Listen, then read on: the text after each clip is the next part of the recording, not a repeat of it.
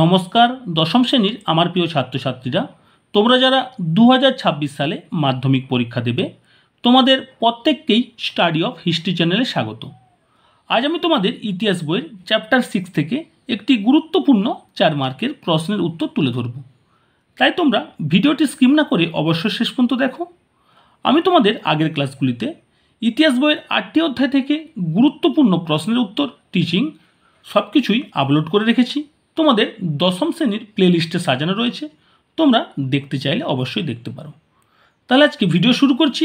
Video শুরু করার পূর্বে তোমরা যারা আজ আমার চ্যানেলে নতুন তারা চ্যানেলটি সাবস্ক্রাইব করে পাশে থাকা বেল আইকনটি অল করে নাও, তাহলে তোমরা দশম শ্রেণীর ধারাবাহিক ভিডিওগুলি পেয়ে যাবে।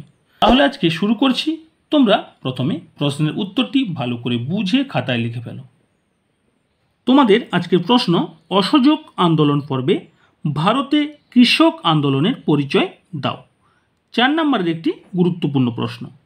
প্রথমে তোমরা সূচনা লিখে পয়েন্ট করবে। ভারতের জাতীয় আন্দোলনের ইতিহাসে গান্ধীজি পরিচালিত প্রথম সর্বভারতীয় গণ আন্দোলন ছিল অসহযোগ আন্দোলন।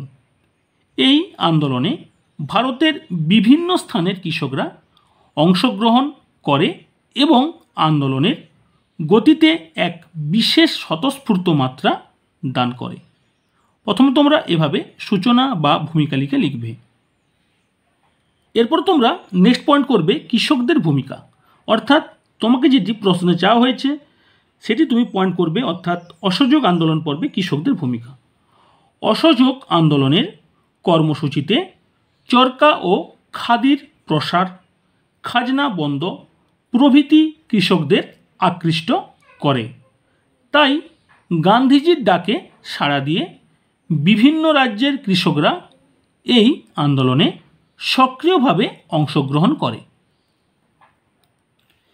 এরপরে তোমরা নেক্সট পয়েন্ট করবে যুক্তপ্রদেশ। অসহযোগ আন্দোলনের সময় যুক্তপ্রদেশে কৃষক আন্দোলন খুবই শক্তিশালী হয়ে ওঠে। এই আন্দোলনের পূর্বে কৃষকদের উপর জমিদারদের অত্যাচার ও শোষণের ফলে মদনমোহন মালব্যের সমর্থনে গৌরীশঙ্কর মিশ্র ও ইন্দ্রনারায়ণ ত্রিবেদী যুক্তপ্রদেশে কিষাণ সভা এবং বাবা রামচন্দ্র অযোধ্যা কিষাণ সভা প্রতিষ্ঠা করেন। এর ফলে রায়বেরেলি, প্রতাপগড়, সুলতানপুর সহ বিভিন্ন অঞ্চলে কৃষক আন্দোলন তীব্র রূপ ধারণ করে। তারা জমিদারদের বিরুদ্ধে আন্দোলন শুরু করে।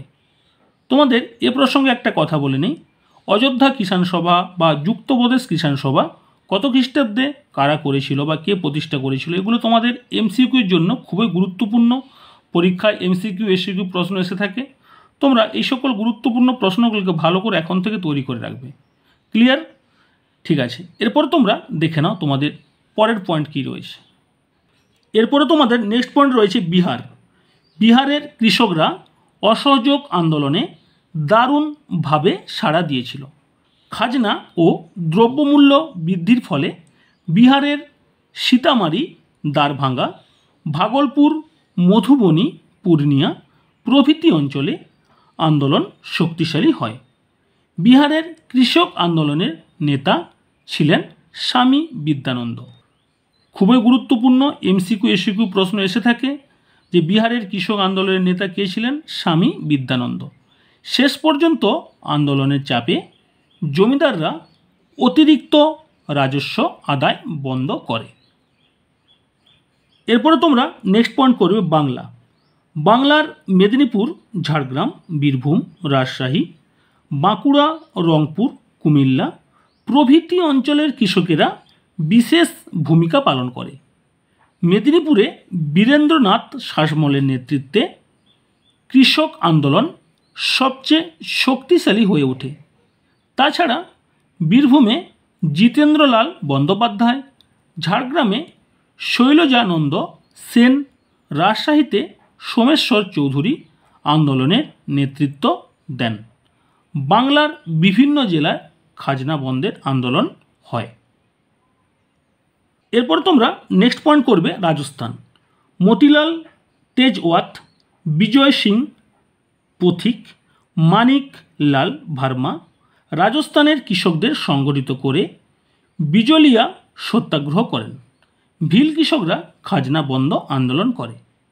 নেক্সট পয়েন্ট, অন্যান্য স্থানে আলুরি সীতারাম রাজুর নেতৃত্বে অন্ধ্রের কৃষকরা, ইয়াকুব হাসানের নেতৃত্বে মোবলা কৃষকেরা, মারোয়ারে জয়নারায়ণ ব্যাসের নেতৃত্বে কৃষকেরা, পাঞ্জাবের আকালি, শিখ ও জাট কৃষকেরা ও আন্দোলন করে।